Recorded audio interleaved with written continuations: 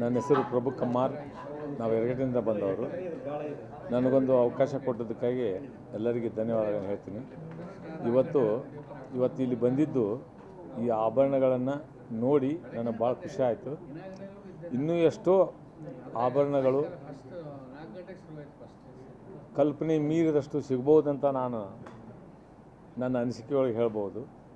ಇದು ಲಕ್ಷ್ಮೀ ದೇವಸ್ಥಾನ ಬಾಜು ಇರೋದರಿಂದ, ಆ ನಿಧಿ ಸಿಕ್ಕಿದ್ದು ಲಕ್ಷ್ಮೀ ದೇವಸ್ಥಾನದ ಬಾಜು ಇರೋದ್ರಿಂದ ಅದು ದೇವಸ್ಥಾನಕ್ಕೆ ಆಭರಣಗಳನ್ನು ಭಕ್ತರು ಕೊಟ್ಟಂಥದ್ದು ಇರ್ಬೋದು ಅಂಥೇಳಿ ಕಲ್ಪನೆ ಮೂಲಕ ಪ್ರತಿಯೊಂದು ಆಭರಣಗಳು ಹೆಣ್ಣು ದೇವತೆಯ ಆಭರಣಗಳು.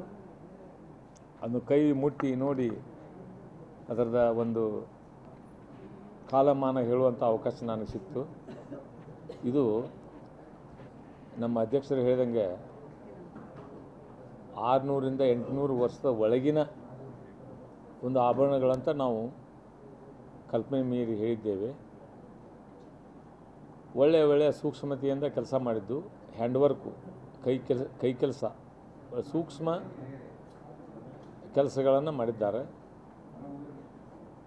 ಈಗೂ ಕೂಡ ಆಭರಣಗಳು ನಾವೇನಾದರೂ ಮಾಡಿದರೆ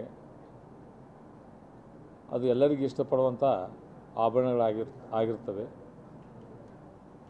ಇನ್ನೂ ಅನೇಕ ವಸ್ತುಗಳು, ಚಿನ್ನಾಭರಣಗಳು ಸಿಗ್ಬೋದಂತ ನನ್ನ ಆಸೆ ಇಟ್ಟುಕೊಂಡು ಎರಡು ಮಾತಾಡ್ತೀನಿ. ಹ್ಞೂ ಡಿಸೈನ್ ಅಂತಂದರೆ ಇವಾಗ ಕೀರ್ತಿಮುಖ ಅದು.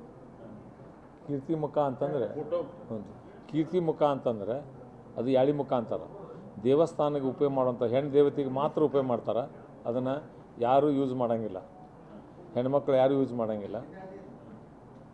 ದೊಡ್ಡ ಪ್ರಮಾಣದಲ್ಲಿ ಮಾಡಿಕೊಡುವಂಥ ಆಭರಣನ ಚಿಕ್ಕ ಪ್ರಮಾಣದಲ್ಲಿ ದೇವಸ್ಥಾನಕ್ಕೆ ಕೊಟ್ಟಾರೆ. ಭಕ್ತರು ಅವರವರ ಇಚ್ಛಾ ತಕ್ಕಂಗೆ, ಅವ್ರ ಶಕ್ತಿ ತಕ್ಕಂಗೆ ಕೊಟ್ಟಂಥ ಆಭರಣಗಳದಾವೆ.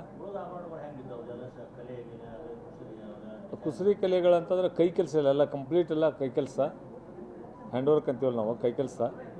ಆವಾಗ ಕೈಲಿ ಬಡಿದು ಕೈಲಿ ತಯಾರು ಮಾಡ್ತಿದ್ರು.